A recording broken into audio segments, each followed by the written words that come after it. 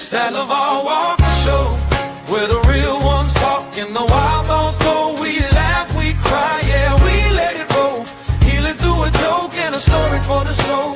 This that LeVar Walker Show, turn it up loud, let the whole block know. From pain to punchlines, watch the wisdom glow. Yeah, this that LeVar Walker Show. Oh yeah, you turn scars into skits, old wounds into bits. Every call in, every friend feels like Sunday once again. From the grind to the glow up, glass half empty, you pour more up. You take the weight we hold below and lift it on the LeVar Walker Show. This that LeVar Walker Show, where the real ones talk and the wild thoughts go. We laugh, we cry, yeah, we let it roll.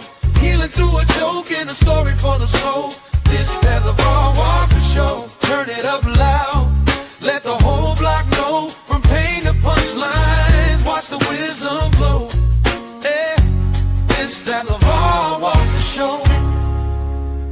Hey, some days heavy, some days light.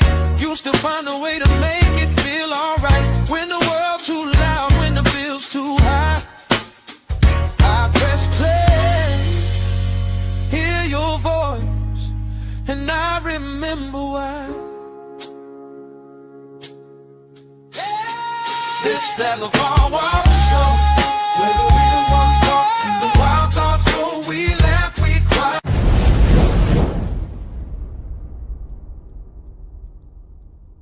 And we are back. What's happening? I hope everybody's feeling good this Monday. It is Monday, and welcome back to the greatest podcast on the face of the earth. We are here at the LeVar Walker Show podcast, man. Shout out to everybody on YouTube, Instagram, Facebook, Twitter, wherever y'all are finding me. I hope you guys are feeling good. I just came back from getting my truck fixed. I put a little video up on that. Listen, beware when y'all are going to get your car serviced. I'm going to give y'all some game, especially the females, elderly people that's not really into cars. When they go to quote you for whatever needs to be fixed, look at the parts, right? You can always get an estimate. First, look at the parts. Then look at the labor rate. Then Google to see how long the job should take. Now, you can always beat those prices because typically a lot of these places, they want $150 an hour to service your car. That's what they require in the labor rate. And a lot of times, if you talk to whoever that guy is fixing it, you say, look, man, I'll break you off because they ain't giving him nothing but $15 an hour. You get what I'm saying? So they mark up the parts crazy, the parts high as hell. Buy your parts off Amazon. Then they marking up a labor rate. You got $150 an hour labor rate, and you giving the technician 15 out of that? Okay. Well, I know what I'm going to do. I'm going to talk to that tech and see how we can make this happen somewhere. So that's what I did. I got the truck fixed today. It was good. I saved a shitload of money. That's right. Save me some money, and it's what it is. But we got to get into it today. Today, Empire Records is under investigation by the FBI. If y'all don't know who Empire Records is, Empire Records had a lot of the rappers from King Von to K Slay to Drakeo the Ruler to just a bunch of these guys. And all of these guys that I mentioned have one thing in common, being that they're all dead. So this was like the record label of death. You got Doe B, he died in 2013, DJ K Slay 2022, Drakeo the Ruler 2021, King Von 2020, Mac Dre, Mo 3, PNB Rock, just death. I'm glad they're going in there. I'm glad they're trying to look up under the hood at this place because I'm thinking that, sure. Yes. Thank you, baby. Shout out to my wife. It's always good to have a good wife for treats while I do this podcast. But yeah, a lot of these people are dead. And I'm pretty sure these record companies might have something up their sleeve, whether that being holding on to their royalties or putting insurance policies on these people, man. You know, they put million dollar policies on these people, and it's just greed. But I am happy that the community is no longer in the street rap and street niggas. Like, we have turned the corner, and I know that the music business is upset because street rap is archaic at this point. It's almost like cavemen just talking, and it's like nobody cares. Nobody cares about your street life and all the people, all your same people that you shot. But back then, when these guys were getting shot and all this was going on, the street rap and trap rap and drill rap, it had everybody in the chokehold. But now in the community, it's okay to call the police and put a nigga's ass in jail. So street rap is dying. It's archaic. It's falling off the bone by the grace of our Lord and Savior, Jesus Christ. And I couldn't be more happy for it. But we need to get under the hood of Empire Records. I'm going to do some Googles here. Let's just pull up and see what's going on. And why is the FBI even involved with this? Like, what's going on? Empire Records under investigation. Let me see. Yeah, and this is real. I thought it was fake, but FBI Cash Patel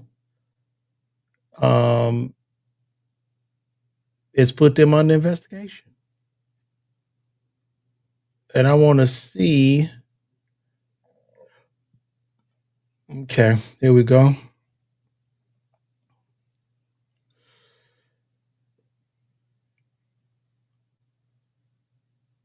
Okay, Cash Patel's reported Empire Records probe has fueled online claims, but no evidence supports a rapper hit list.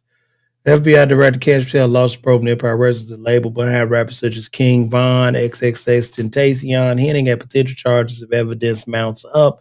The announcement spotlights suspicious payment disputes some of these artists faced before their murders.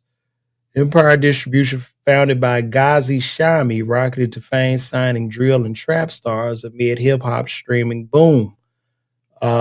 Triple XXX Tentacion died in Florida robbery 2018, while King Von, Young Dolph, Mo3, PNB Rock fell to gun violence in the years after, each amid public gripes over label royalties. Interesting.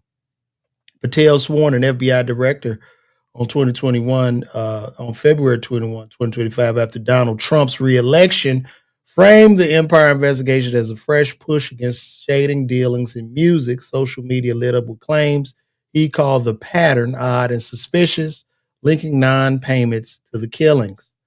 Yet digging deeper reveals no official FBI statement tying Patel directly to those words, and whispers of a hit list targeting the dead rappers appear to stem from online rumor mills rather than bureau filings. Empire's roster has long courted controversy.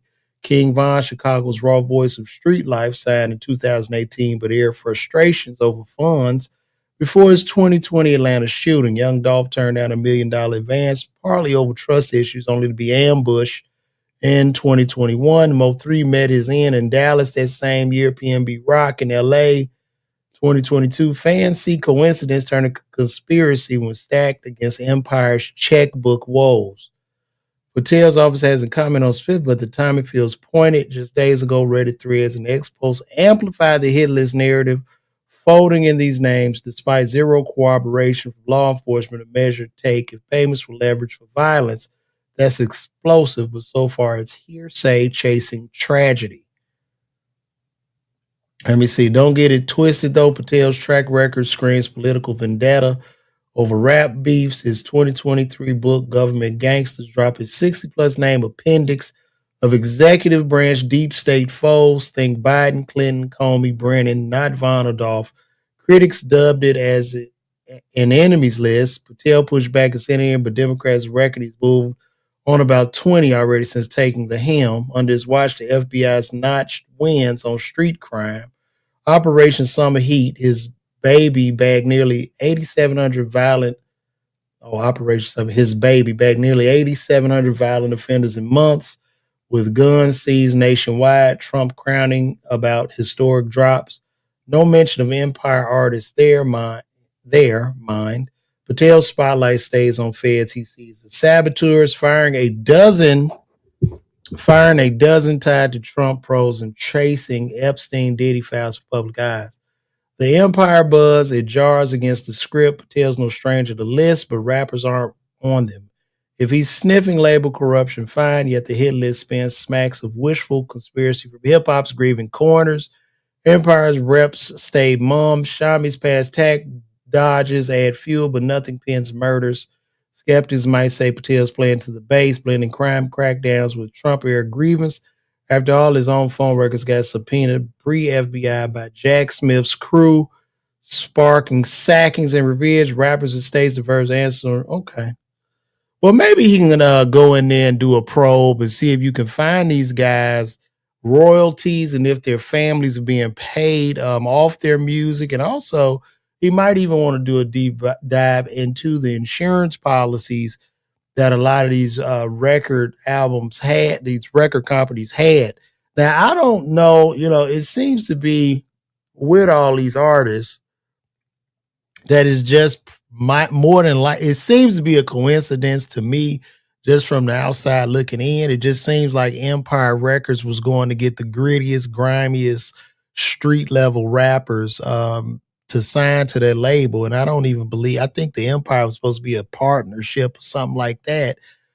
But anyway, I don't know if he's going to find anything with this. I mean, I guess maybe Cash Patel has been listening to too much DJ Academics, and I really don't know about this. I really don't know, but I'm glad to see that this type of music is finally coming to an end. I'm glad to see our children actually streaming inside of the house and not going outside, because at this point, if you are in the streets, you're dumb. Like, it's just stupid at this point. You make no sense. I understand that people do what they have to do, but a lot of people that's industry has got to be, I get it, but to be in the streets and then to push this narrative, this street narrative, and you hurting your own kind and you doing wrong by your own, it's just disgusting to me. And I will stand on that. We got a couple people in the chat. Shout out to Lyrical Jewel. Appreciate you pulling up on me. What's up, OG? When they say, I don't know, man. I don't know when I'm doing another cancel court. I had a great time doing it. If you guys don't know what cancel court is, y'all can check me out on that. It was a YouTube series where we go into a courtroom and argue over various topics. Me and CP was on that episode. Also, shout out to Jeremiah Boxall all the way from Toronto, Canada. Appreciate you pulling up on me today. And yeah, so here we are, guys. We're just going to cover a couple of topics. Like, I don't know. I think they might have discontinued it. I really don't know, y'all. I really don't know. I really enjoyed that show. It was a good show.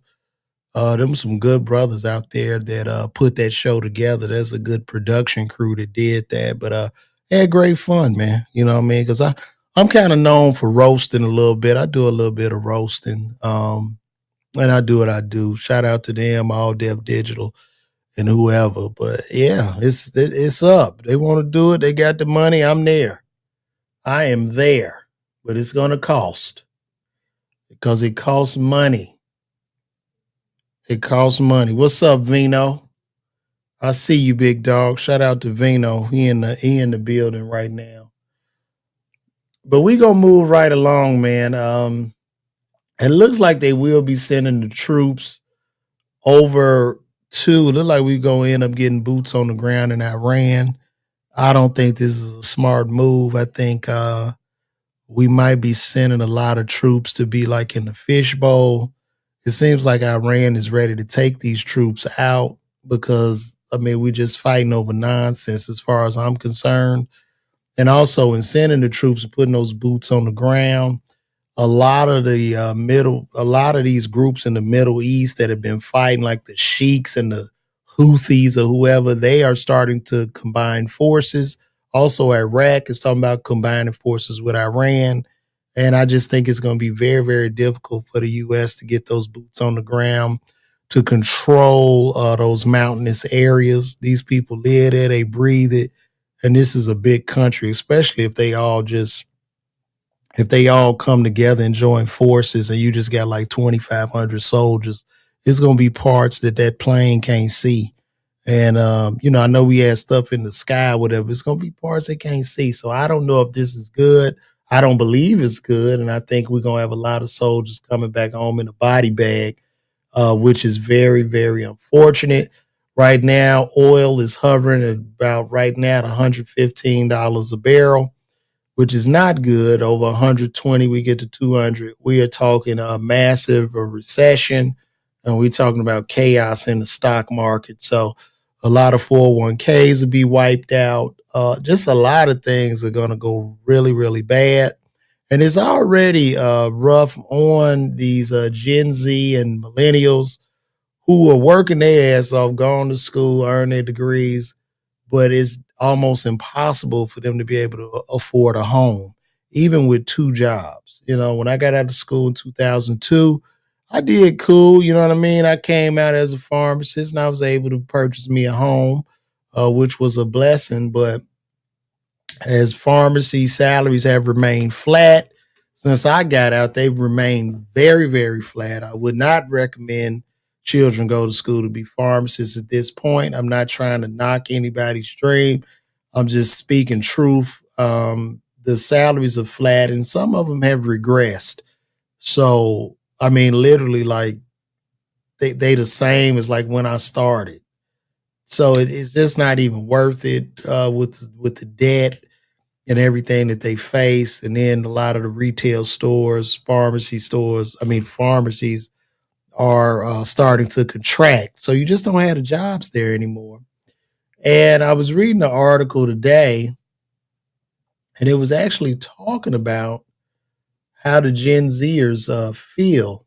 Um, Gen Z feels cheated. Let me see. Millennials and Gen Z.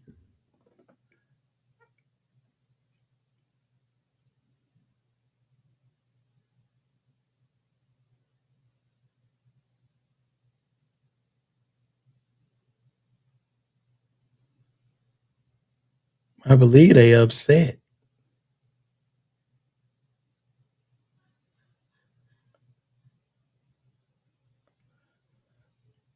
Oh, let me see. Millennials. Yeah.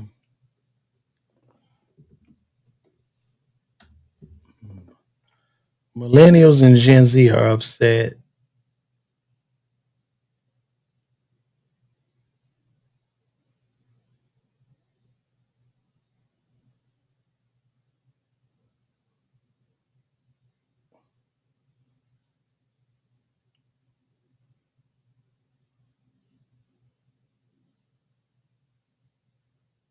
Well, anyway, they can't afford nothing, and it's getting bad. And you kind of seeing that,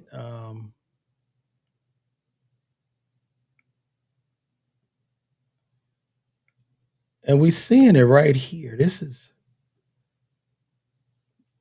interesting.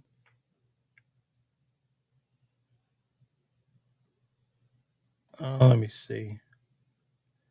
Let me find this.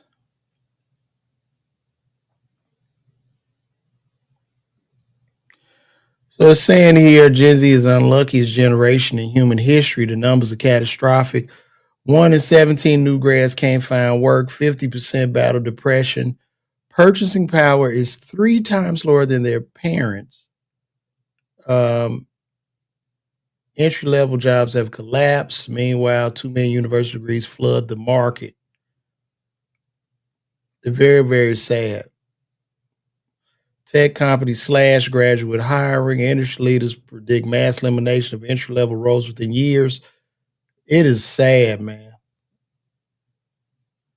So I don't know. It's very, very unfortunate. And I don't, these are just different times, right? So, like, I'm Gen X. I was born in 1977. And it's a weird time for me as a 49-year-old about to be 50-year-old man because I'm like a dinosaur, right? So we like in the middle of the rise of technology, cell phones, social media. We are like dying, like, you know what I'm saying? Like, it's very, very weird. Like, that's why I don't understand a lot of stuff. Stuff that would make sense traditionally no longer makes sense. Down is up is down, left is right, right is left. It's crazy. It's crazy, man. And then they got massive inflation. Massive. Let me see. Let me see. It was a report. Gen Z and millennials.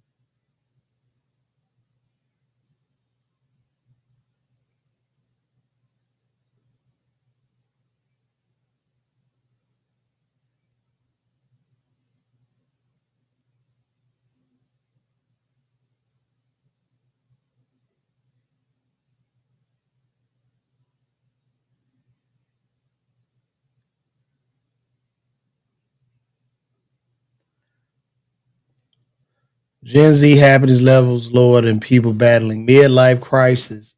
Bad mental days explode for the young. Yeah, this is sad. And then what's happening to these young people? They don't want to get married. They don't want to have children. This is very, very bad. And even though I understand it, because like if you can't find a job, then the women have unrealistic expectations at this point. What happens to society? It's like we are at the crash of civilization or some shit. Like it's just so weird. Um, Young adults report lower well-being than people in middle age, reversing decades of research that show the midlife unhappiness hump.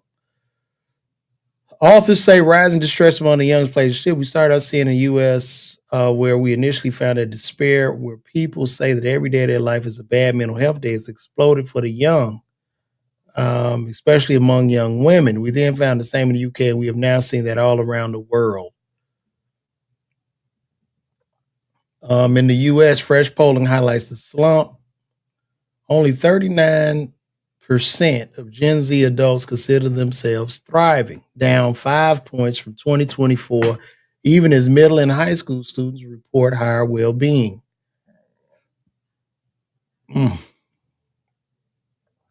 I just think right now, man, this technology just really got us in the chokehold. Nobody's really going outside. Everybody is competing with everybody. You know, that's a crazy mental space to be in. Like I feel like one thing my dad said that he got totally wrong, and he had no idea this was coming. But I remember graduating from high school, and my dad said, "Look around, son.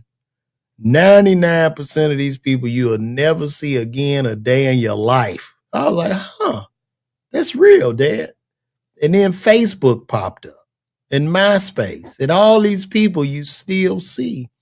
So you imagine trying to grow, you go to high school, you go to college, and you want to change yourself, but you still intertwine in the internet with those same people because sometimes you just have to get away and get out of your environment to grow your wings. And these people are seeing you, and it's like you on your journey, but as you're on your journey, you're being judged. So I guess you need a real high level of mental understanding and mental health to just get through the day. You see what I'm saying? Because the kids ain't going outside. They staying on the phones. We ain't really going outside. I'm working. You know, hell, if I wasn't a comedian, I wouldn't even probably be online, but I have to do this so people will know who the hell I am so I can sell a ticket. You see what I'm saying? So it's crazy. And that's why when you think about it, you wrap your mind around like, how the hell are these streamers making so much money? You know, people are streaming, you know, you got these kids making millions and millions of dollars a month, but they're making the money because the Gen Z and the millennials are just so broke and they're living through the streamer. Like they're miserable, they're broke, they're depressed. So they're able to get this release by looking through the phone because when you're on the cell phone, the screen is free. So they just sitting mindlessly scrolling on the phone to give them whatever little dopamine they need to help their stress and mental health levels. And that's why you seeing like there's no talent to be famous. It's almost like just likability. You don't need talent. You just need to talk to people because on here you can talk to so many people at one time that are alone and you develop a connection with those people. So that's what's happening. Because when I look at the current market of talent, you know, music sucks. You know, a lot of comedy specials put me to sleep, and it ain't no knock. I ain't trying to hate on no comedian or nothing like that. And it might be because I am a comedian, and it'd be the equivalent of you making coffee at Starbucks and you watching other people make coffee. So you see a little bit deeper, but a lot of this shit is trash out here and people are just lost. So I really don't know where we go. I would tell those Gen Z and those millennials just go work out, go outside, take deep walks, breathe, do whatever you can to get your mind off of your immediate situation. And also just practice being present in the moment and don't focus on what this person has going on or with that person. And that's easier said than done because we can't help it. Just as human nature is always going to make a comparison. And the way our minds are built, the way the prefrontal cortex is, you're making a comparison consistently for risk assessment. You see what I'm saying? So if you see this guy, you know, if we go back to caveman days and you see a guy, you starving, and you see a guy dragging a buffalo, you're like, huh, well, he made it with the buffalo. And then you go out there try to hunt and you need to get a buffalo to drag back to the house to feed your family too. So it's like really a thing of survival. You see what I'm saying? Shout out to River City Youth Football. If you have the money, I will be, if you can meet my price, River City Youth Football, I will be in Jacksonville. To get me anywhere, it's all about the money and it making sense. That's all. It's not hard at all, brother. Trust me. It just gotta make sense, man. It gotta make sense. That's all.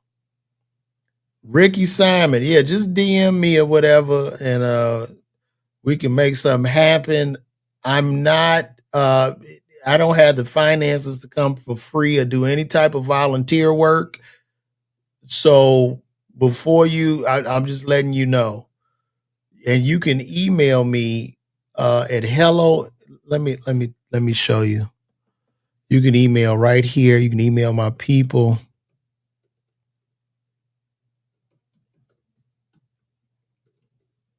There you go. I'm gonna put that in the comment section, Ricky. You could email right there. Hello Entertainment LLC at gmail.com.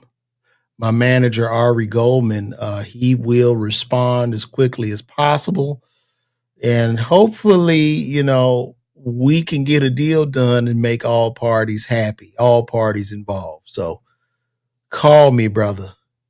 Call me. And to the millennials and Gen, I understand and give these children empathy. Give them empathy.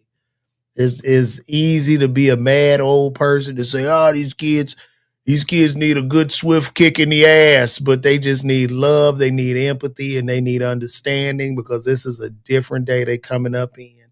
And even for sports, when you think about it, like I know that the NBA to me kind of sucks right now, but like they under a lot of pressure too, because imagine being in the league today where everybody is a NBA analyst and correspondent, even people that don't watch the game. And then you got people betting on you and running parlays on you and shit. That's a lot of pressure to be under as a professional basketball player. And that's rough. They tarnishing you, talking about your family, your woman, everything. Shout out to Vino. Vino says media and medium share the same root word. We are taking in secondhand information that isn't true. Then people act on the misinformation and are left trying to make sense out of it. I mean, people are always going to go with the lie if the lie is more entertaining. That's just, the whole business of human nature is what can you do for me? Even though by design as a human, you are made by design to serve others, right? But at the end of the day, everybody wants to know what's in it for them.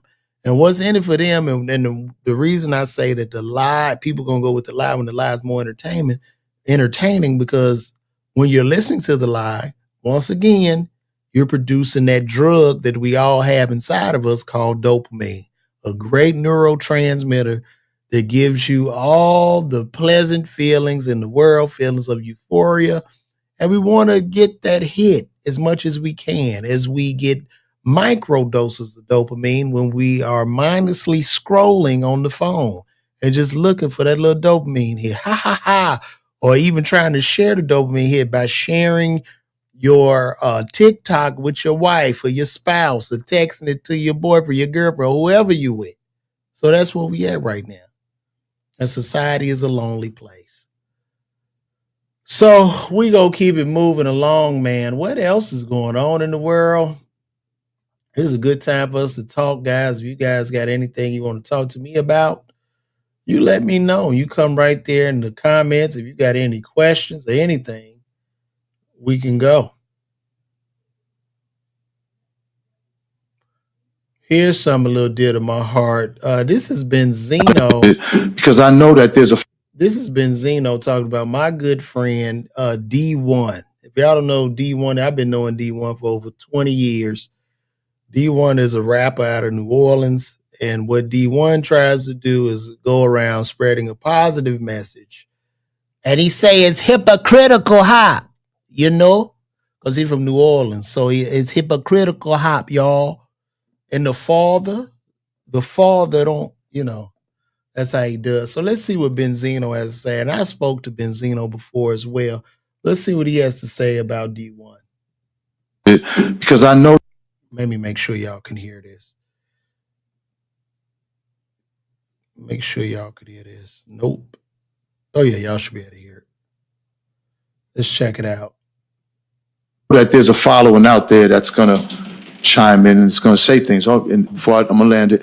And then now I look at D1 as using religion. I'm going to be the religion guy. You know what I'm saying? Like, what D1 don't realize is that I don't know Bible verses, but Lord knows, like, I'm a godly man.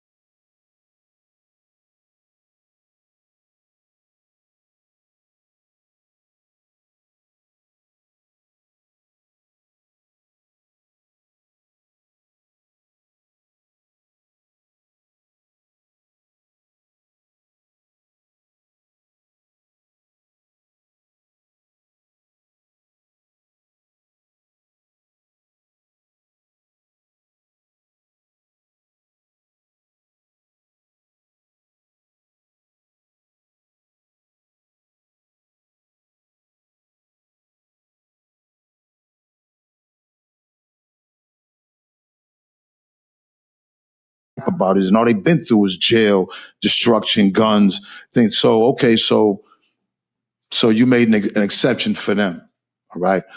So now, can y'all hear? Y'all still can't hear nothing? Y'all couldn't hear? Y'all can hear me, but y'all can't hear. Tell me if you can hear Benzino talk. So now I see him dissing Jermaine Dupri. And I don't even know what it's for because I don't get into it. Magic City. Yeah, okay, well, I'm saying, how can you diss Jermaine Dupri? Jermaine Dupri is a producer. Do you understand, like, without a producer, the artists don't eat? Well, you know what I'm saying? That's just what it is. They have a talent, but the producer's talent is the music and the arrangement to get the artists out there. 9 out of 10 times, the artists don't have it in them, but just to come and just do what they're told, and and with their talent, which is a major thing. But I'm trying to say, do you know how much money Jermaine Dupri put in people's pockets from producing music that made them millionaires, which trickled down to their family, and it puts money into the community. I think Benzino is wrong. I don't believe that D1 is trying to get a rap career. If you know anything about D1, I know that's my brother. D1 was offered a deal from Cash Money where they wanted to try to change D1 into, because he's a very talented rapper, very lyrical. The boy got flow.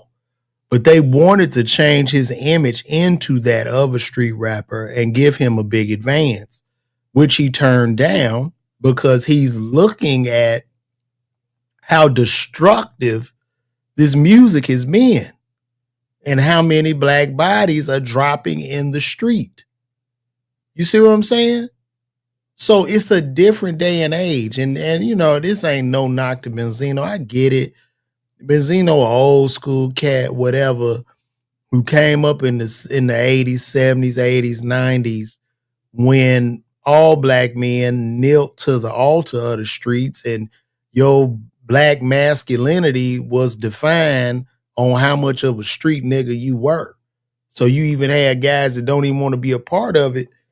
But if you grew up in the hood, you know what I mean? It's almost like a thing you got to claim a set and shit. It was exhausting.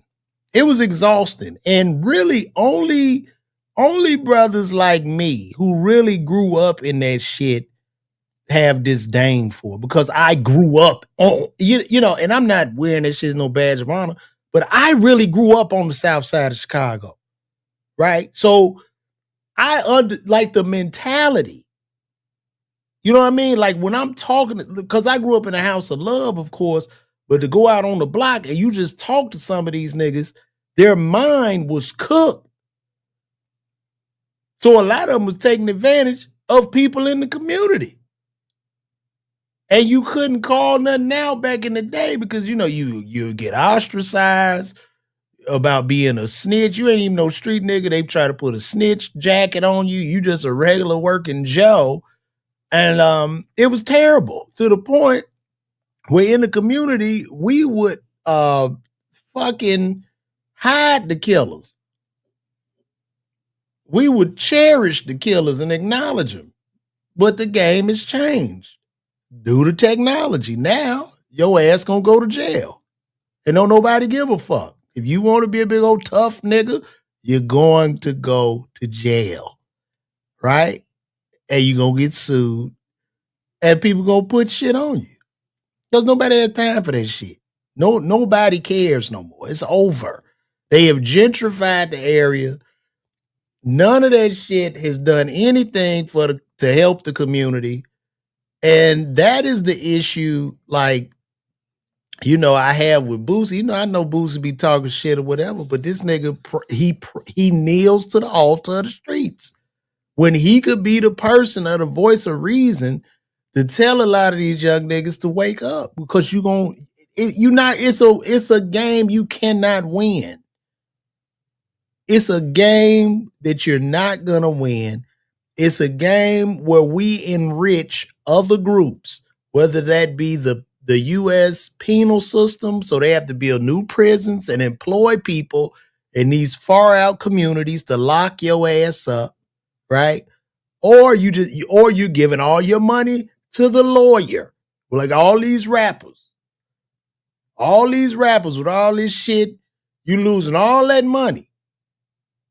You call the white boy to come save your black ass. And what's happening too, I would not be surprised if a lot of these attorneys y'all see, you can't tell me they don't have royalties or executive producer credits on these niggas' albums, because they can't afford to pay the lawyer. But the lawyer gonna show up because he see what she got. Give me a piece. I'm gonna need that next album. And that's what happens. So it's perpetual. It's a perpetual dumbass cycle. over and over again. So we can't continue this narrative of straddling the fence. We have to shame this shit. And I speak on this often.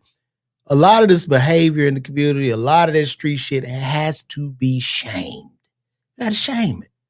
No difference from when we wear sneakers. You know, you go to high school, your sneakers bogus. You're shamed. Don't nobody give a damn if your mama's on dope or y'all ain't got enough money. You gonna get your ass roasted. And guess what you do? You figure out how to get them sneakers. Because you gonna come back fresh. So that's just real.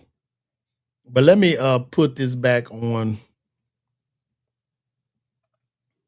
Community, and that's what D1 has to realize. Like, hip hop was from the streets, from the South Bronx, where it was really, really horrible conditions, and this is what's feeding us right now. And it's like, yeah, they stopped doing crime. Now let's stop there.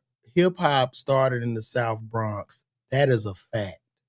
But when hip hop started and Sugar Hill Gang came out, Sugar Hill Gang, I said a hip hop, hippity hop, hit to the beat, and you don't stop rapping to the rhythm and the bitter and the bang bang of the boogity beat. This is not a beat I'm rapping to. Everybody was dancing. Sugar Hill Gang wasn't talking about shooting up the block. Hip hop got perverted. It was a big perversion in hip hop. And it started, I'm going to say it started like with the gangster rap and the street shit. It really started with Ice-T. And this is just my take on this is me. You know what I mean? I'm 49, so I'm the same age as hip hop.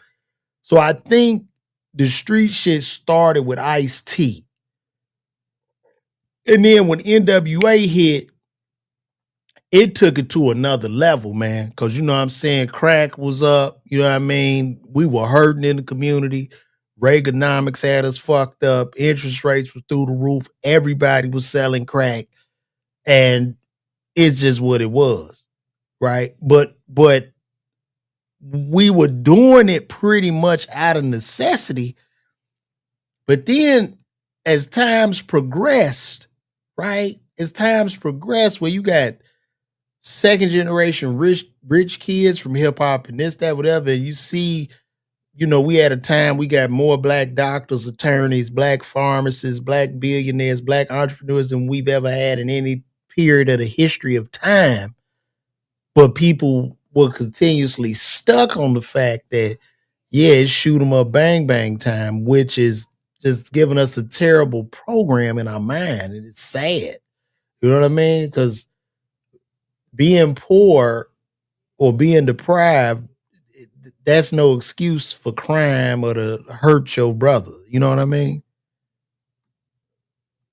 To rap about it. Don't condemn them because they rapping about it. You watching movies every day that have guns, and it's you know.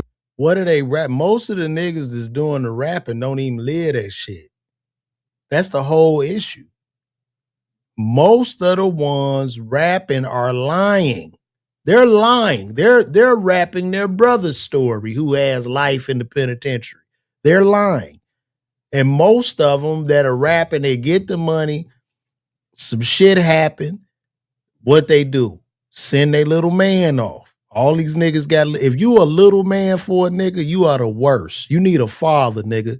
If any man is sending you off to do his dirt and you doing that shit, you are a fatherless child. You need help because this is what they do. Now, if you super, super young, I understand. Like in the case of Marlo Mike with Boosie, where Boosie had that young boy doing hits, and that boy is going to spend the rest of his natural life in a jail cell, but he was doing the hits for Boosie. You see what I'm saying? And Boosie don't want to do the time. He want to pray to the street, but don't want to do the time. I don't understand that shit. You got to stand on your square. If you going to live by that shit, talk that shit, walk it, nigga, you got to be happy with going to jail too. You can't have it both ways. You see what I'm saying? And if you grew up in that shit, and then too, what I noticed too, man, because I am a proud square. I can tell you that. I had a strong father and loving mother, and I come from love, and I'm a strong square. But I did grow up in the community. And if you really grow up in the community where there's bullets and shit flying, drive by, all this shit, robberies and crime, you want to get out of that shit. You don't want to be around it. You don't want to uh push the narrative of it. It's because it's sad. It's terrible. It's a horrible thing. You know what I mean? So I mean, it's art. And this is the last thing. And then I see him bigging up 50 all the time. I see him bigging up 50 all the time. I see him say something about Jermaine saying, yeah, Jermaine, 50 told me about you or something. I'm like, we look at this. Mr. Holy Art Thou. Jermaine Dupri was on the show bragging about blowing $10,000 a night in Magic City. Talking about this shit like that's some type of NBA highlight or he should wear a badge for that shit. No, my nigga, like, no, you shit it off $10,000 in a strip club. For what? For what? You could have built a school, bought stock in Uber before it blew up, bought more land. Don't nobody got time for that shit. Like he was literally sitting up bragging about that shit. He's putting two black men against each other, instigating it. He don't even know that. See, I could see through the young brother. Do you feel like he's a fake preacher? Absolutely. You see, but he's not a fake preacher because he's not a preacher at all. He's just calling out the hypocrisy in hip hop. But look at I feel like he's doing it. His intentions. Everybody, listen. One thing's for sure is nobody's supposed to be pushing religion on anybody, their type of religion, because there's a lot of different interpretations of what people's religions are and how they interpret things.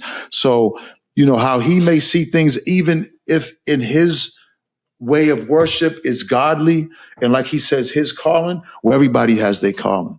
So your calling isn't bigger than the next man. You're not God, homie. And your hypocrisy, and just like how I see it, he's exposing how preachers do it in the church. Not all preachers, but some, is that they prey on the weak, because I look at his comments and I see it, and these people are lost. These people just want to be in the comment section, but they're not realizing what he's doing is damaging. You don't play with religion just to get your career off. And you know, how is he playing with religion when you talking about some shit that done got people killed? All the dead black bodies from hip hop. What are you talking about? What are you talking about? Can I speak? Yeah, absolutely. So, number one, I appreciate everything. Like, I always want to allow you to speak, but let me just say this, bro. You called him. Let me ask you a question. I know what I'm gonna ask you. You have. Is somebody can see that noise? Y'all hear that noise? It might be D1 trying to get up in here.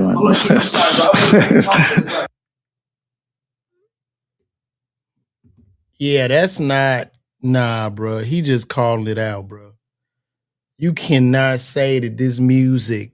And you look, I get it. The music is giving, you know, a few niggas some jobs or whatever, but like, you would act like rap done gave niggas health care and education and like, no, bro. Like, hip hop to me right now is regressing the community. You know what I'm saying? It's a regression. So nah, shout out to D1 though. He always taking his stride. He done got banned from all the strip clubs in Atlanta. Because I know that there's a following. That's what he wanted. Like he don't even go to the strip club. So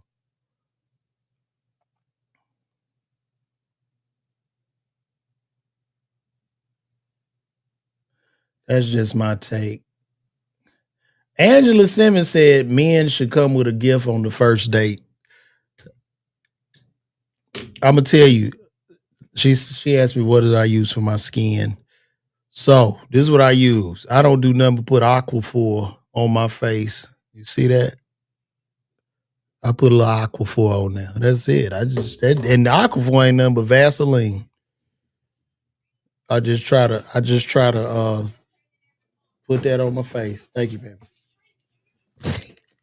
Yeah, just Aquaphor, baby. Just lotion. Make sure your face got some moisture.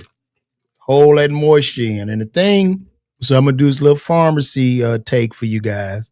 The thing with Vaseline is Vaseline, when you put it on the face, it seals over the pores. So when the pores open up and it gets a little warm or something, it seals the moisture in. So the pores release and it's buried under that grease. You get what I'm saying? So yeah.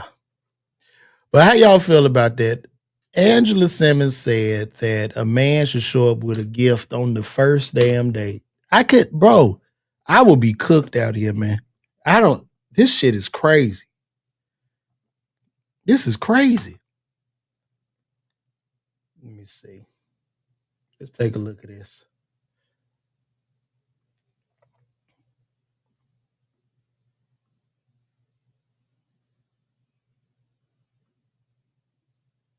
Is it ever too soon to receive a gift? Absolutely not. You should come with a gift. Why not? Really? That's how you court. Yes, show up with a gift. Okay, what's a respectable first date gift? I mean, there's tons of designers. There's thoughtful things. There's plane tickets. There's just so many Plane ways. tickets like you get flew out? It'll be we, because I'll come with a team. But, there's just ways. We done been talking for about an hour and 15 minutes, and I'm hearing so many ad-libs from behind. Yes. I'm just telling you. We literally had this conversation off camera, and they was like, Cam, with your little cheap behind, don't just because you ain't spending it, that don't mean somebody else. I mean, yeah, the right man. If people don't man it. I'm just saying Man, it ain't no way in the hell. She talking about you got to fly her in a team out, bitch. Bitch, please. Ain't no way. Ain't no way in hell. But the saddest part about this is she's talking. You got a lot of impressionable young women that watch this kind of shit, and it's so sad, bro. It's so sad. Like, why can't people just have a genuine understanding and love each other? I don't get it. I don't get it. I mean, it seems almost impossible now if you're a young man and you trying to date. Men have to date within their caliber. Like if it, if it makes sense, then that's where you meet the girl at. That's where you meet the woman at. But I've heard this too. Don't set me up with the expectation that you can't keep up. You need to keep it up. That's the thing. That's what she said. I'm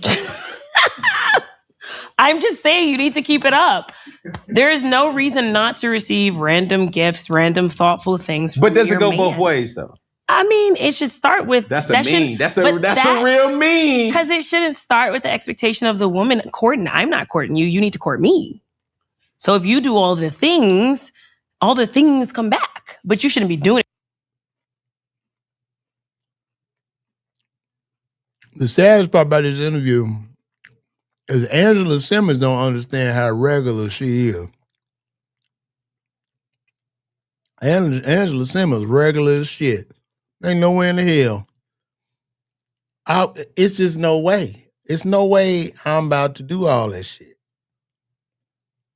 She is Reggie Reg. She's Reggie Reg. Reggie Reg. The fuck? I mean, I think I know she was dating Yo Gotti, and this was like Yo Gotti's dream girl, but baby, he fucked you up. You're never getting whatever treatment Yo Gotti was doing. That shit is never happening again.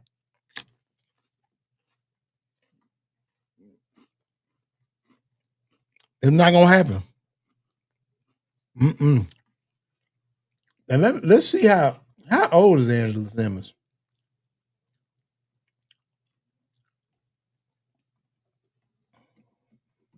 How old is Angela Simmons?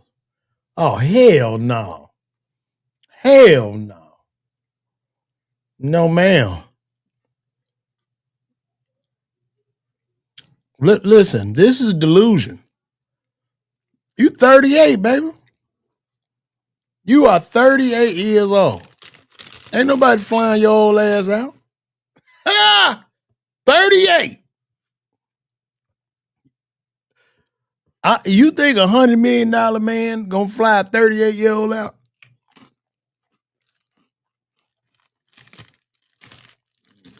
If you believe that shit, you believe in mermaids and leprechauns. Shit ain't happening.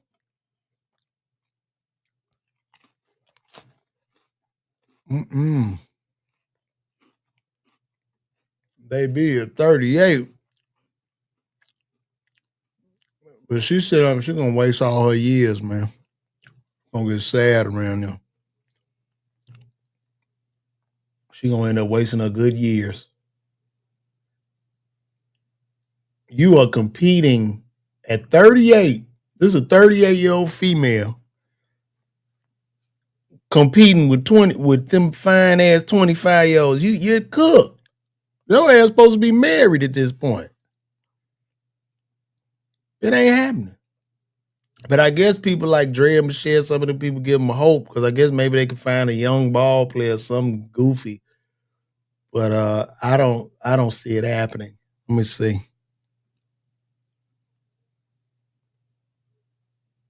For that reason. Okay. You should be doing it because you want the woman. So give us an example. We don't need to know the who.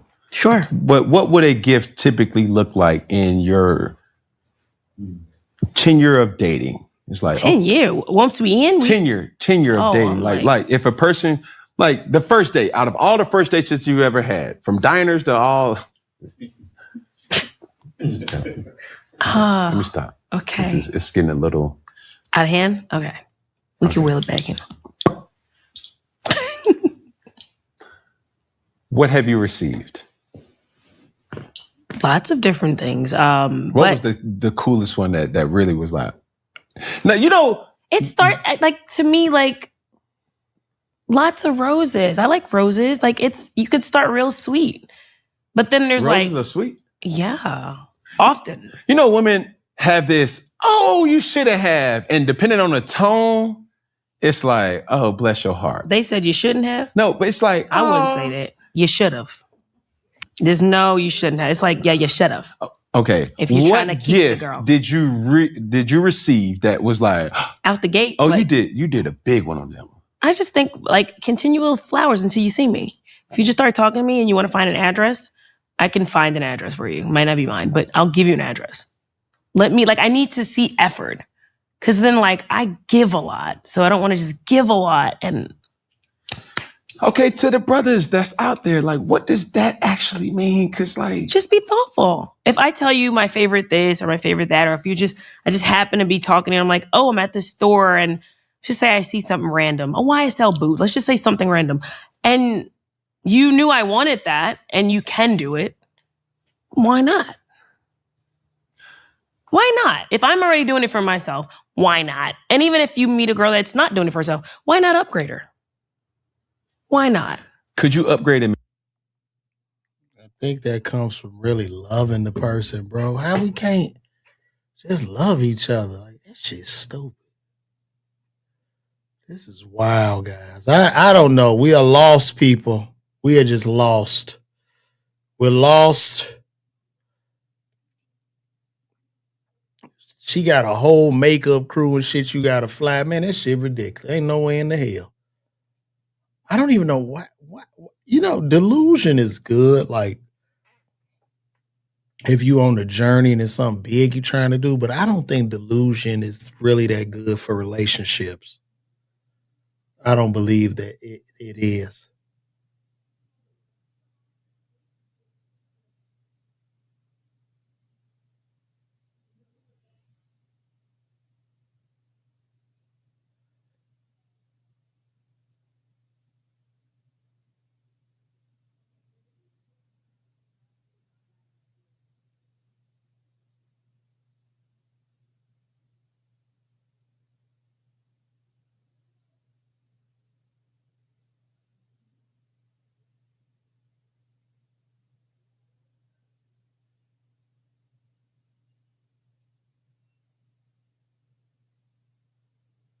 Oh boy.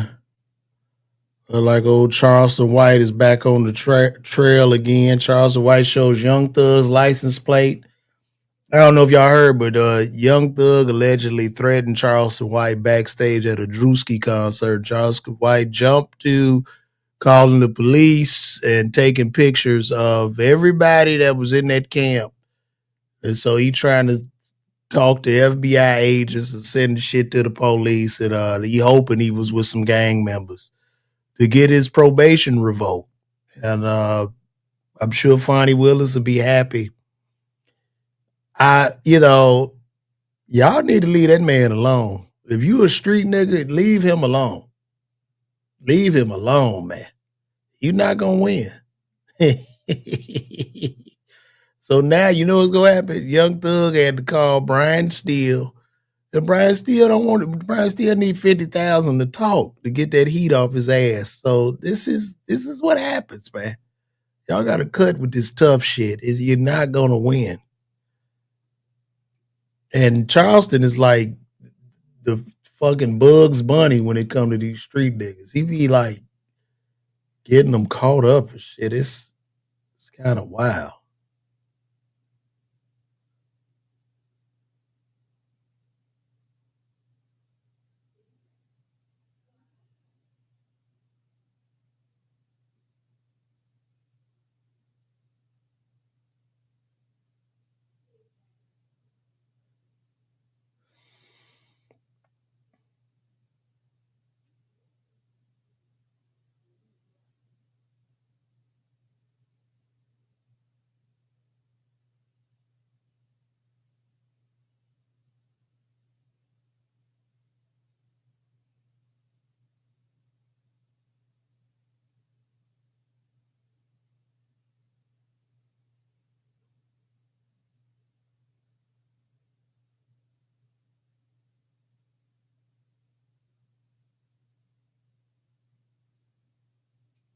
I don't know if y'all heard this, but Tachina Arnold was talking about Martin and protecting Martin.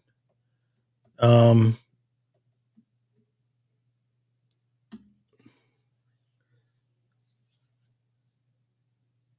that not Tachina Arnold? What's her name? What's Gina from Martin name?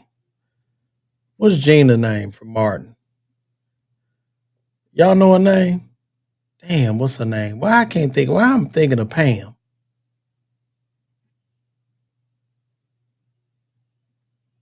Tisha Campbell. Yeah.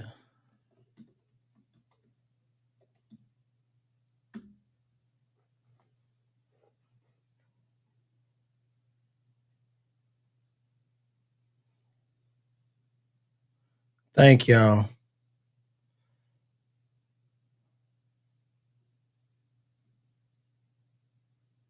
You survived, Martin.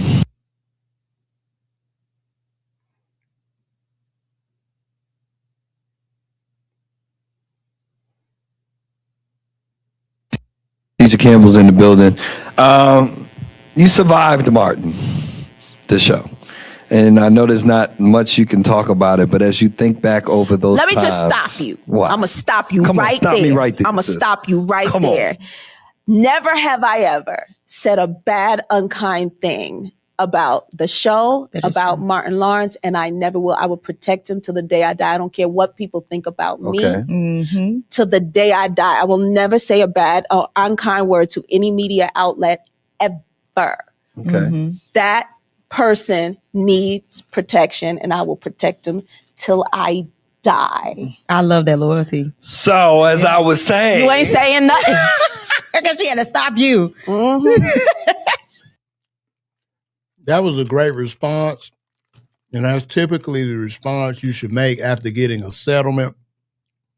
If you ever have to sue somebody get a settlement, you always speak kindly of them in the public.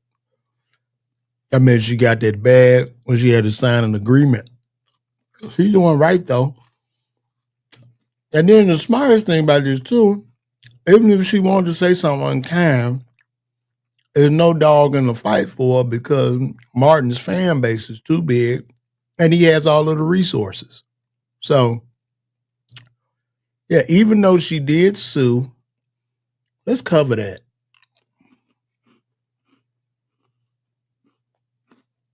Let's cover that. Let's see what the lawsuit was about.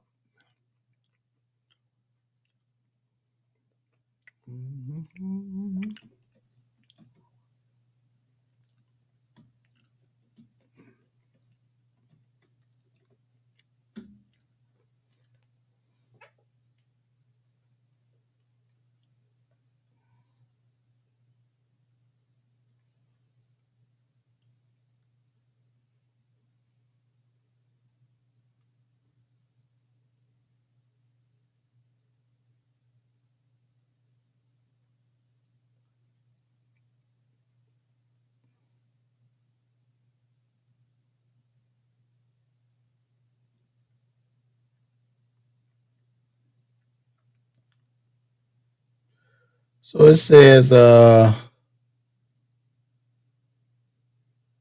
she got it. Let me see.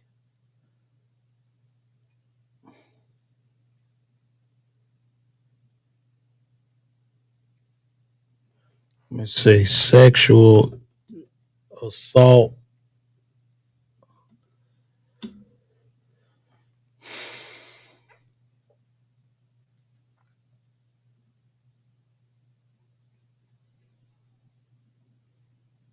Martin better be happy that shit ended when it did.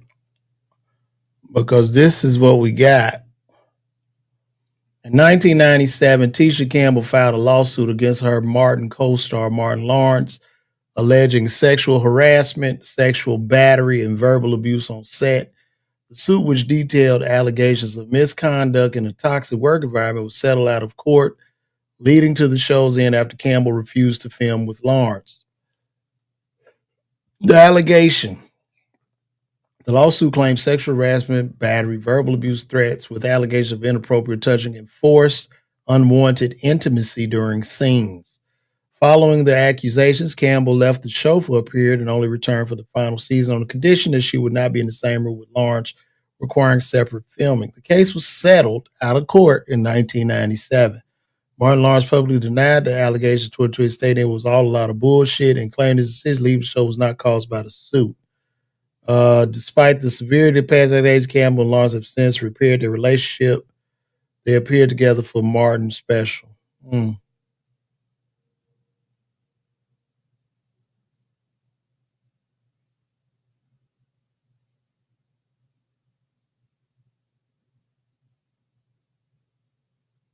If you're a man who makes at least $150K a year, Let me see something. and you feel self-conscious about your gut sticking out, I'll get you shredded. You must be Martin. Gina is in Detroit. She wanted to surprise you. They offered me a national talk show. So guess what? We both gonna be working in LA. But Martin, unfortunately, show business at a certain point in his life got the best of him. And when that happens, you see it happening. And there's nothing you can do about it. Tisha Campbell just confirmed the awful Martin Lawrence rumors. And what came next had fans speechless. Because this wasn't just about old cast beef or behind-the-scenes drama. It was about something way more serious. A lawsuit that accused Martin Lawrence of harassment, the awkward reunion that followed, and the legal agreement that kept everybody quiet for years. Let's heal. Let's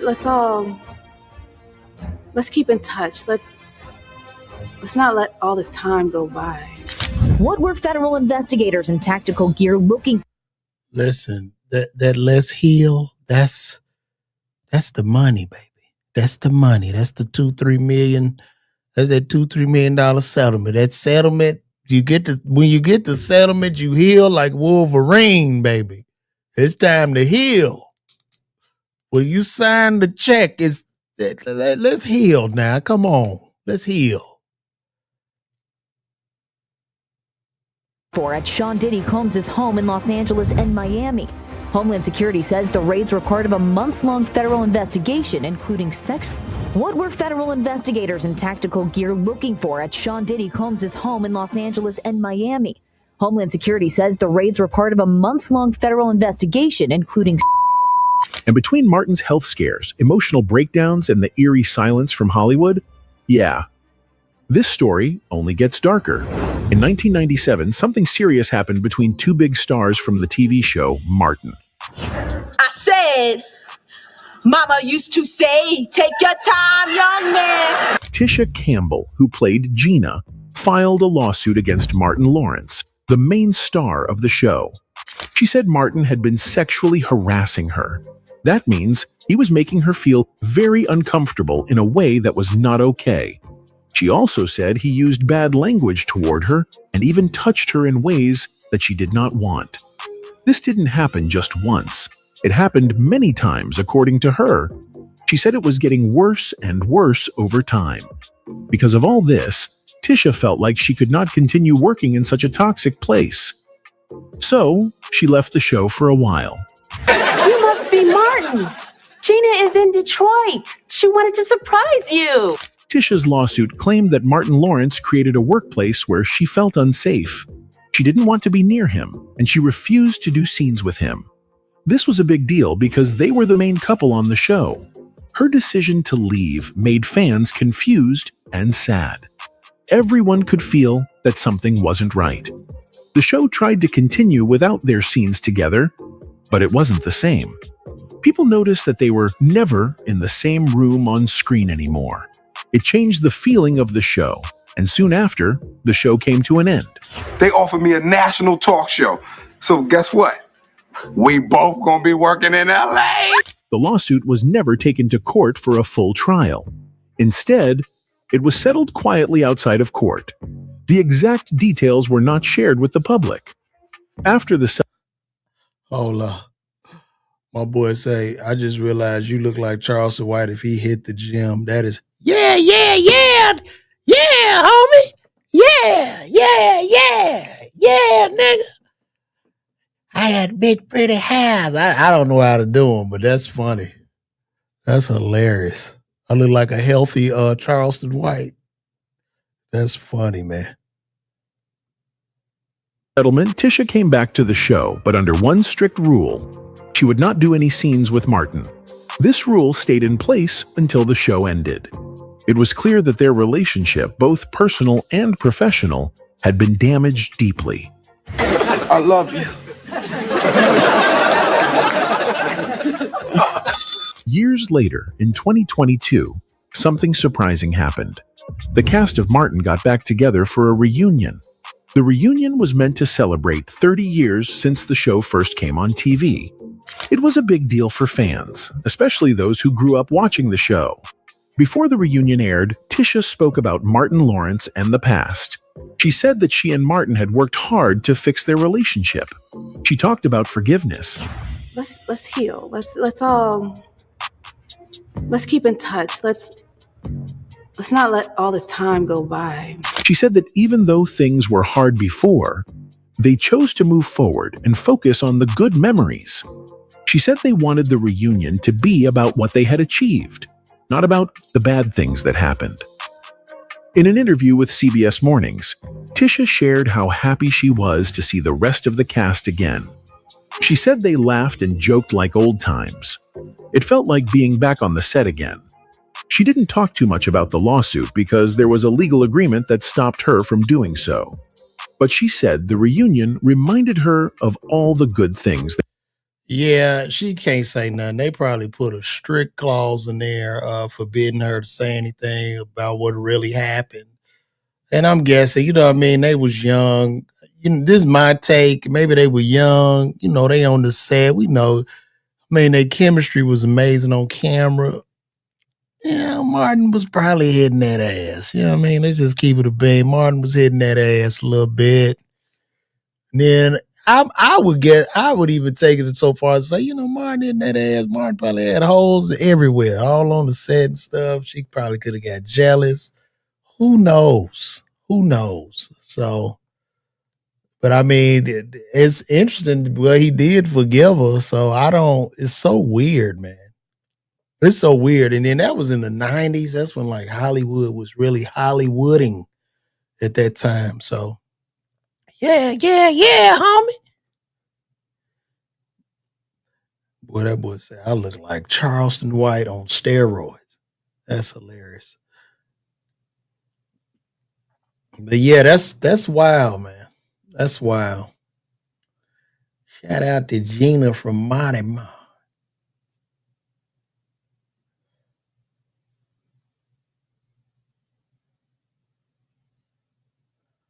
And speaking of Martin, look what just popped up. Look like Martin looking healthy. He looking good on stage. Look at this, y'all. Hold on. Let's see old Marty at the show. Boy, Martin done got back in shape. He done lost his weight. Let's see how he looking.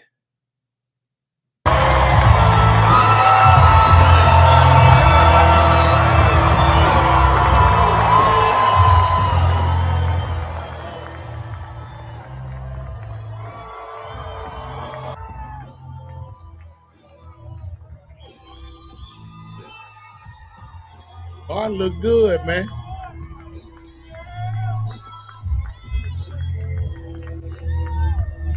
Let me tell y'all something about this man right here, man. One of my biggest inspirations for doing stand-up.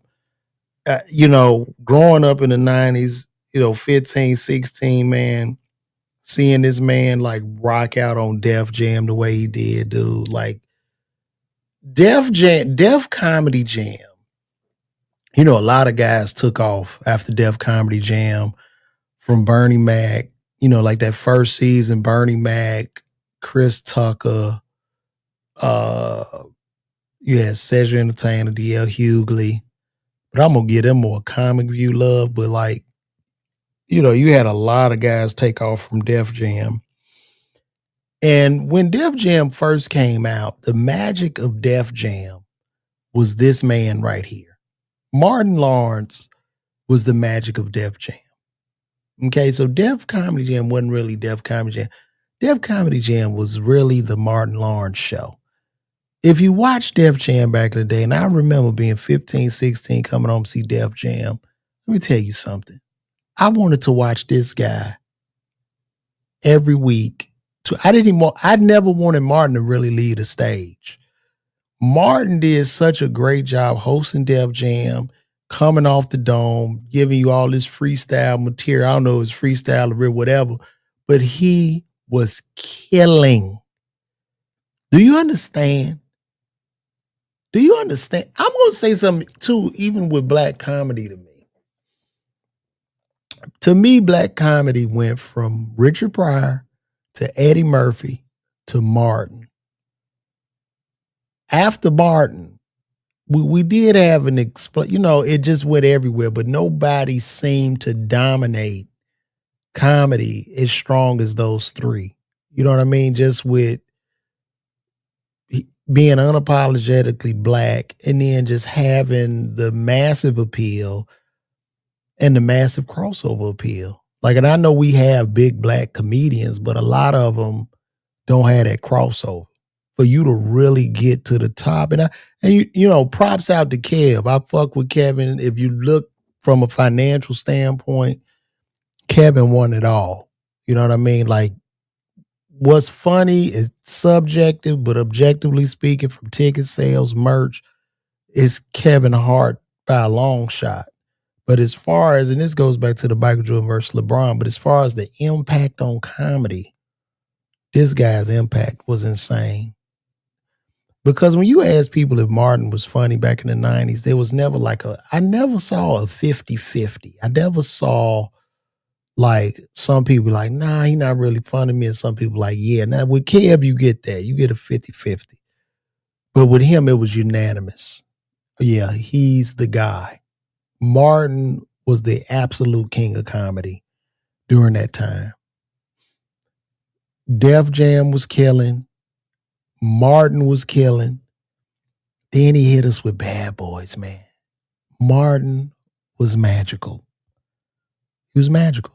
I was supposed to have dinner with Martin one time, and I turned it down because he's such a big hero, man. I never want to meet him. Never meet your heroes. You know what I'm saying? I know he a lot slower now. He is sick, but never meet your heroes. But he looks good on this right now. What did I say? Come on. Hold on, GL. What did I say last week, man? What I cussed you out about? Come on, give it to me now.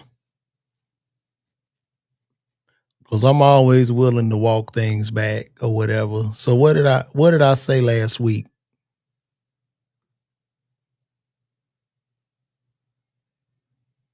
Let me know.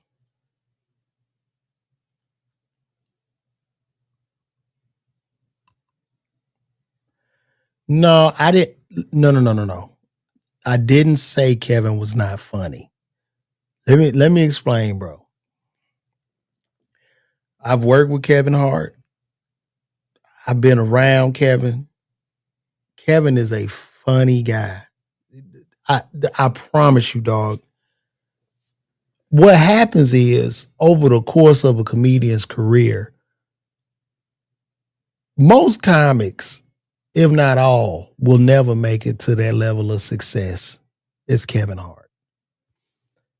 When you get up to a $500 million net worth, bro, things change. And then when you put out the amount of specials that he has put out, you're going to get to a point where you eventually kind of plateau. But I can never say that man funny, bro. He funny, dog. We done had straight where we have roasted. Okay? Like straight roasting. And he funny, bro. I can't, and I'm not saying that I'm not trying to glaze. I don't need shit. I'm not trying to be, even though I hosted the first Plastic Cup Boys tour, I don't want to be a Plastic Cup Boy. I don't want to go out on the road with nobody but LeVar Walker. So I'm keeping it a bean. And I told you the first time I saw Kevin, 2006, Laughpalooza, funny, man. Very, very polished. I had yet, because see, when I was doing comedy, when I moved to Atlanta, and I was working as a farmer, but I was doing very, very urban comedy, just all urban, right? I was only doing Uptown, just everything underground. You know what I mean? And what happens when you do that? Well, back in that time as a young comic, you had to be fast. Well, you just do all black comedy. You had to come out the gate real, real fast because people would boo a lot and all that. So I was quick. But what happens to a lot of guys is your timing is off. You don't realize that because you are funny within a very small niche. You're funny within that niche, right? And so when I saw Kevin, young black guy, I'm like, dude, he was so poised, so polished. His timing was right. Everything was right. That was a flawless set. And I watched, because I had only ever seen him at Soul Plane. And I watched, I said, Jesus Christ, man. Very, very funny, man. He's funny, man. I'm telling you. Bro, dog, he not as, I think, like I say, once again, he a plateau.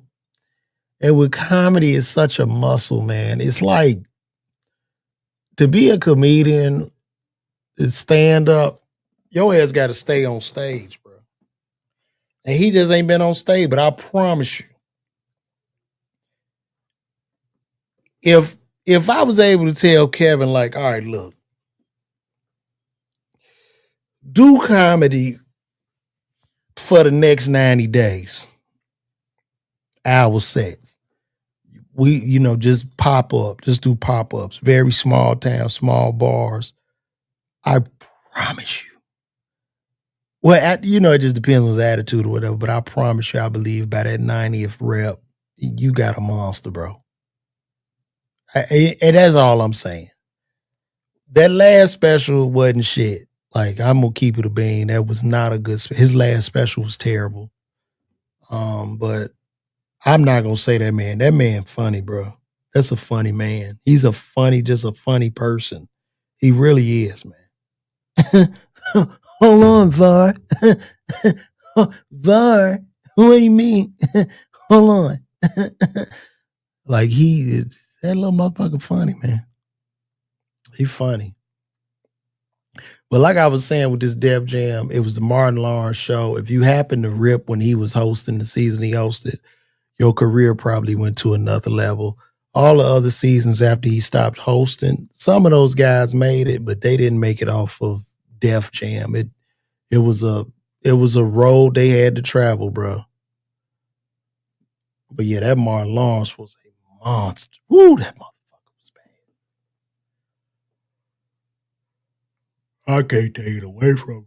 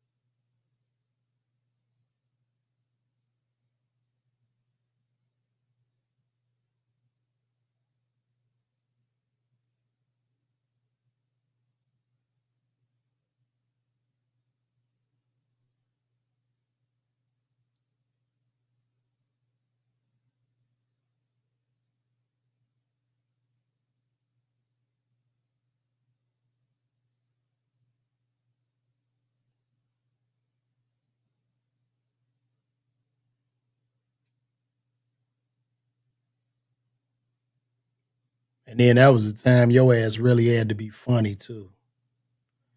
Back in the day, your ass had to be funny. Back in the day, you had to prove that you was funny.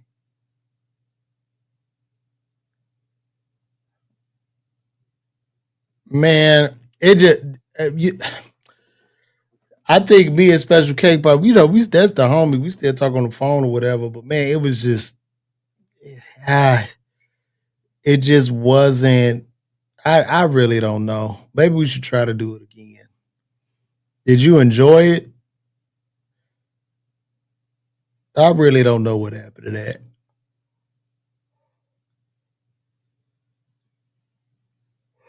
Oh, you want to call in? I tell you what, I do you better than that. No, listen. How about you join in?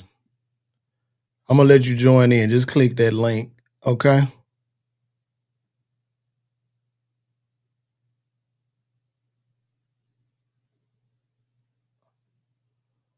I'm gonna put this link in here. Click that link. I can bring you up on screen. Click that link. You can come in here and we can talk. That'll be cool. We're gonna have GL come in. And he can tell me what he wanna say.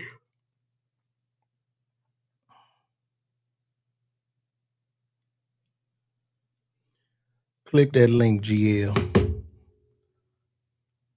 There we go. There go Gary. Click that link, GL. There we go. You gotta turn that down so I don't. Gary. You gotta turn that down so I don't hear that echo, Gary. Hello? Gary. Turn it down so. Yeah. Can you hear me? Yeah. I hear you. Okay. Good to talk with you, brother. How you doing? I'm good. How you feeling? Yeah. Feeling good. Wait, Gary, could you turn down that? Turn it down a bit? Got you now. Okay, cool. There we go. Okay. I want to be clear just about one thing, bro. Mm-hmm. It's not that I'm saying Kevin Hart is not funny. Mm-hmm. What I'm saying is specifically regarding stand-up. He's never really made me laugh in stand-up. Now, his movies are funny. His Husbands of Hollywood is funny. I see him in interviews and off the cuff, he's funny. So he's a funny guy, as you said. I'll just say as a stand-up, I've never seen it. My last point is, and you know this yourself as an African-American, sometimes we just want to be where the spot is, where the hot spot is. True. And so once you start getting a wave, everybody want to come see it. True. That doesn't necessarily mean he's funny. That just means he's the place to be right now. Mm-hmm. That's all I'm saying. Well, no, I feel that because look, I'm not gonna comedy's subjective too, right? So I'm not going to undermine your interpretation of what you feel about him, because that's that's your opinion. That's a valid opinion. You see what I'm saying? It was just my assessment. Like, if you watch his first special, I'm a Grown Little Man, it was a very good special to me. When I did Jamie Foxx's Laugh-A-Palooza in 2006, I was on this thing called Jamie Foxx's Laugh-A-Palooza, and I was like just one of the local comedians who won a spot on the big stage, but I bombed so bad they never aired it. I completely tanked. I was not ready for that position, because the only way I got on it because I roasted somebody. I did this T.I. impression. They put me on the show, but I did not have the time. When I watched him, I was like, he was very, very polished, man. He had a lot of poise. But I'm not knocking you, Gary. And what I was saying, like when I did the Martin Lawrence comparison, was when I do talk to people, some people say Kev's funny, some don't. It's pretty much a 50-50 thing overall. Whereas with Martin Lawrence in his heyday in the 90s, it was pretty much unanimous. Everybody loved Martin Lawrence. Like, he was a bad mother. Martin was cold. You know what I mean? So, yeah, no, I get what you're saying. I feel you. I feel Okay. you. I just wanted to make sure I didn't get lost in translation, because when you type and stuff, sometimes Yeah. it gets- And like Aaron Crockett said, his stand-up is boring nowadays. And it's at this point in Kevin's career, Kevin is bigger than a comedian. Like, he's a business, right? So he is a corporate conglomerate, a corporate entity. And in being a corporate entity, he has literal golden handcuffs on, golden cage. So he has to be very careful with what he says. And it's unfortunate, but it's just what it is. He got a lot of people he take care of, a lot of people more to just depend on this man. And they, he's a real business. So, but I mean, yeah, the last special I didn't like. It was terrible. It was not good to me. Well, I appreciate you, man. I appreciate you. I just wanted to clear that up. Go ahead, bro. What part of the world you in, man? I'm in Fort Mill, South Carolina. Oh, you're South Carolina? Okay, cool. That's where homie Shula King. I think Shula live out there. Yeah, he's from Sumter. Yeah. That's the bro, man. Marvin Hunter was living out there too. Another comedian. Okay, I didn't know Marvin lived out there. Okay, all right. He out there too, but he from Mississippi. So it's a lot of very funny guys in South Carolina. Sean Jones, a lot of funny guys, man. So I appreciate. I have one question I want to ask you, or a prompt that I want you to consider. Okay. I get into it a lot with people about my man Jamie Foxx. Okay. And so my contention is that, well, first you ever talk about Jamie Foxx, everybody, oh, he's the greatest actor you ever seen, this, that, and other. And I'm like, I think he's a good actor. I think he tore Ray out of the frame, right? But I think he's just an okay actor. And my contention is that you look at the movies he made after Ray, because that's when you get your bump after the Oscar, right? Mm-hmm. Everything kind of was like, okay. It's just like, I mean, dude, Ray was so impactful, right? When you do something like a Ray, that's lightning in the bottle, bro. Exactly. I call it a perfect storm. It's a perfect storm. Yeah, and in this business, man, it is very hard to get lightning in the bottle twice. I think one of the only artists to get repeated lightning in the bottle was probably Michael Jackson. Until it ran at where it was like back-to-back lightning in the bottle, like it was insane, but that's I don't know, like, how does he top that performance? You know what I'm saying? You can't top it, but my point was black people tend to, and I'm talking about black people now. I know you have a varied audience, but when I talk to black people, it's like they get offended when you try to make an honest evaluation. Yeah, and I don't like that. I think people, we have to stop looking at people's opinions as just hate. If they're not saying what you believe it to be. You know, it's an opinion, it's subjective, right? So respectfully, I respect your opinion. You know what I mean? Like, and that's okay. And people need to learn to do that more. Like, everybody's not a hater, and I think it's really caused havoc on our arts, just as black people, because we were gatekeepers for talent. When you look in the 70s, 80s, and 90s, man, we had some of the most talented people. When they shine, you knew why. You was like, oh my God, this guy's out of sight. And like now, with what you're saying, nobody can have an opinion. Everybody, so you get like just a lot of bullshit across platforms. There's nothing really entertaining, just people popping up. It's not, you know, like even with comedy, I was telling somebody, I was doing a show and it was for the Cappers. So I'm doing the show for the noobs. And these two young boys, they was hosting, one of them a noob and the other one just a comedian, but they sucked. And the audience wasn't booing them. And it was making me mad. I'm like, yo, fuck all this. Like, y'all suck, bro. Like I go back in the green room. He's like, man, what you think about that, OG? And I looked at it, I said, what you think about it?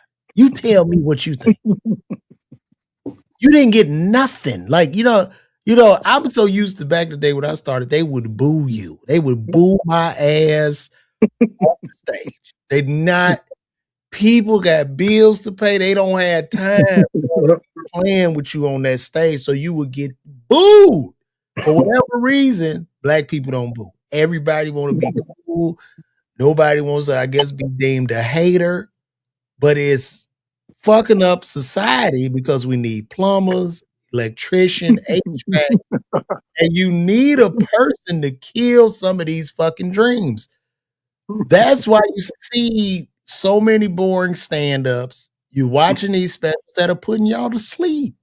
That's why. You turn on any special, damn near any special on Netflix, you're gonna take a nap. You gotta watch it 3 times. You gotta watch it 3 times. It's ridiculous. Right? And then people don't even want to say shit not funny no more. So you be like, well, how was the special? I mean, it was, it was different. Listen, it was you give it time. I'm like, was the shit funny or was it not funny? Did you laugh?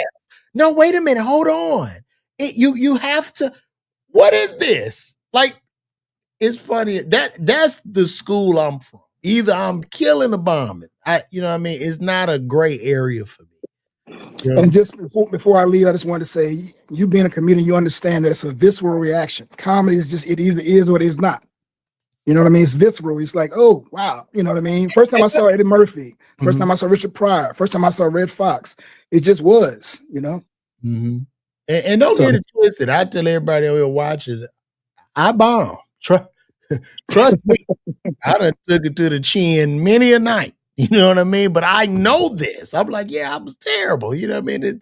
It wasn't working. I couldn't figure it out. I couldn't find my punchline. You know what I mean? But a lot of times, like I know Next Level said it's all art. We don't have to be monolithic. A solid artistry does it. Yeah, I agree with that.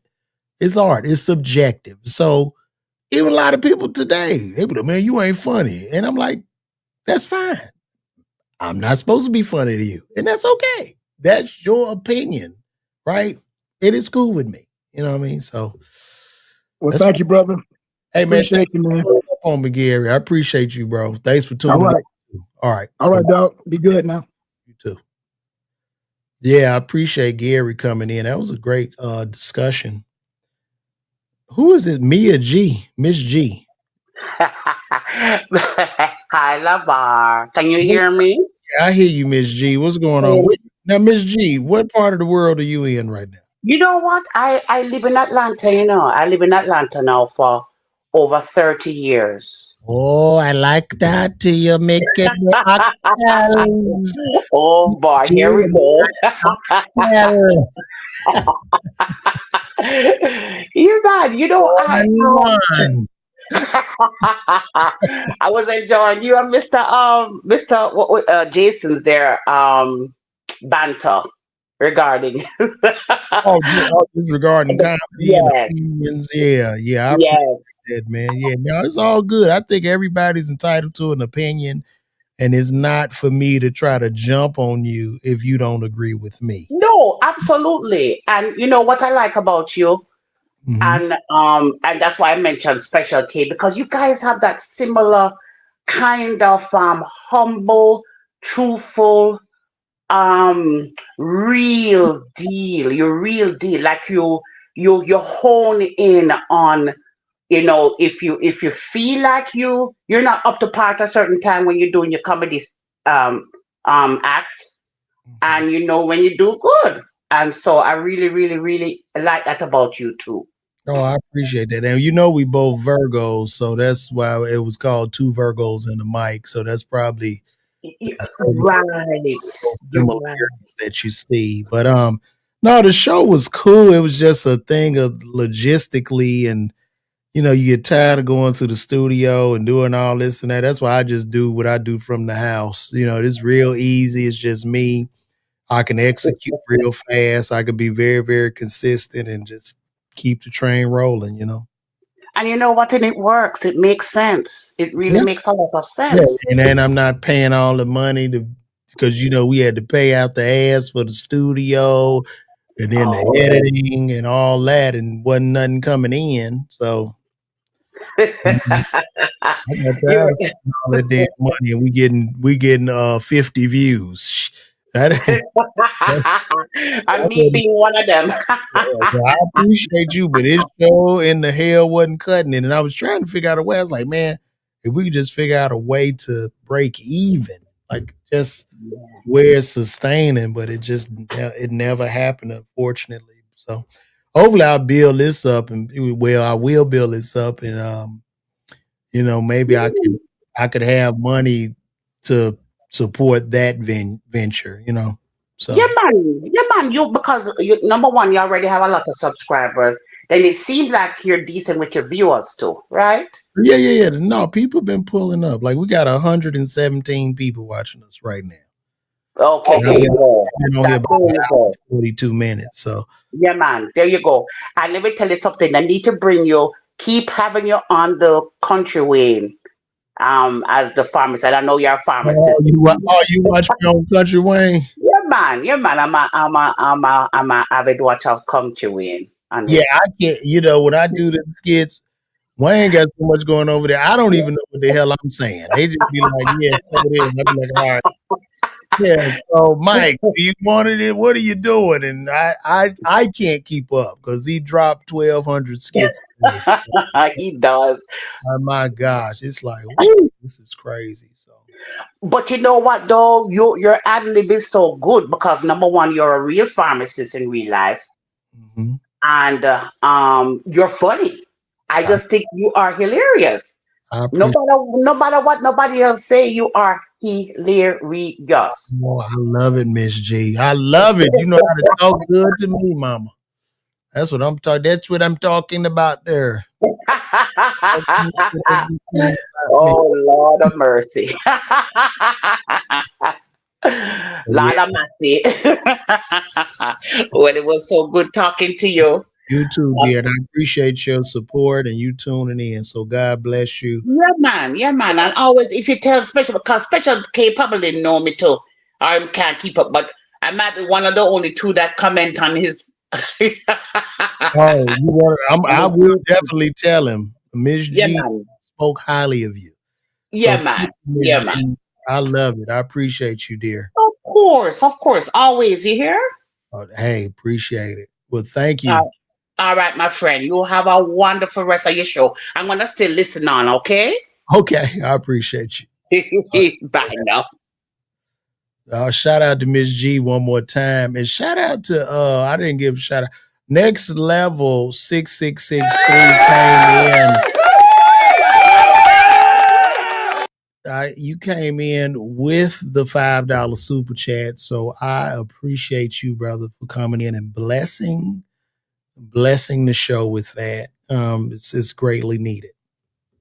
So guys, I think I'm gonna wrap this up. Hey, listen, if any of you guys could, man, I posted my first video in my membership on my YouTube page. It's only the members, for a small fee of $5 a month. You can get some behind the scenes footage.